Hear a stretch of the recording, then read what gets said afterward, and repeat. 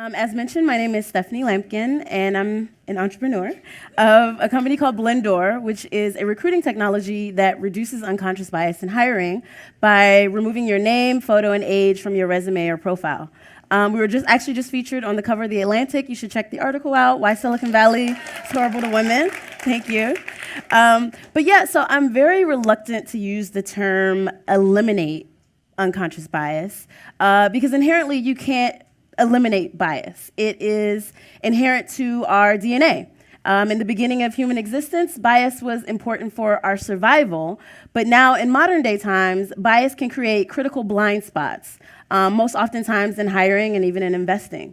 They say that the unconscious mind can process over 11 million bits of information per second, yet your conscious mind can only process about 100 bits, which means we create these shortcuts. So even as I walked on stage and you saw me, your brain created shortcuts about who I am based on my race, gender, nationality, height, weight, etc.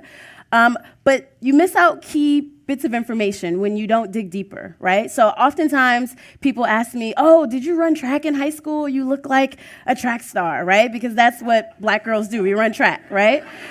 But actually, I was a ski racer from the age of 7 to 17, and now I do backcountry skiing everywhere from Whistler to St. Anton am Arlberg, right, in Austria. But you would never guess that, right? Because your shortcuts don't give you the leeway to leave that as a possibility.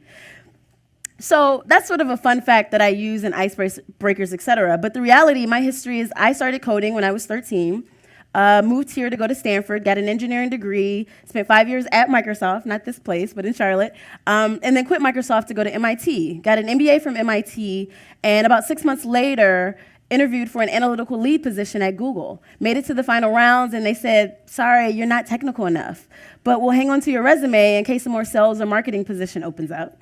So I politely declined and took my non-technical self and created Blendoor. I built the app and moved back to Silicon Valley and built a team, hired a lawyer who I actually met at this event 2 years ago, Jill Fishbein, who's awesome, and then built like a growing list of customers, Google, Facebook, Twitter, across the board. Met with investors that said, sorry, you're not venture backable. And later found out there are actually only 15 black women in the entire world that have raised $1 million in venture capital. So unconscious bias makes it really hard to be a heavy ant in an elephant's world, right? Because people don't have the ability to sort of read between the lines. So why does it matter, right? Everyone's talking about bias, tiny violins, but ultimately we need to talk about the impact that it has.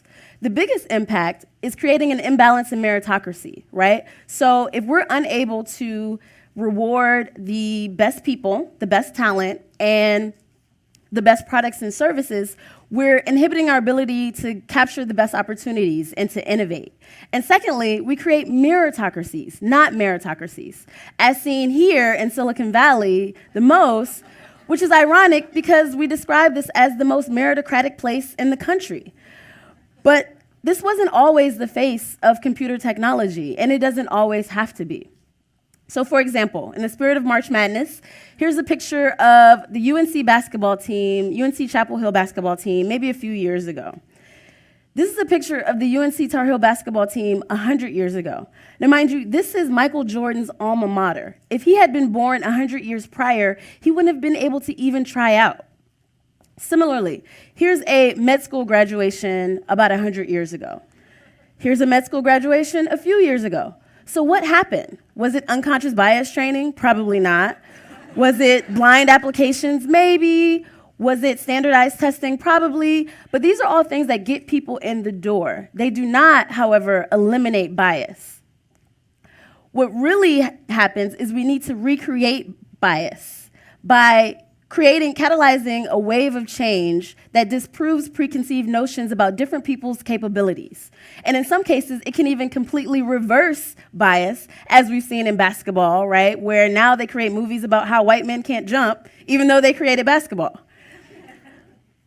So my advice today is that even though things like mandatory unconscious bias training is great, Standardized testing has proven to be effective. Of course, now what I'm doing with blind hiring is making some headwinds.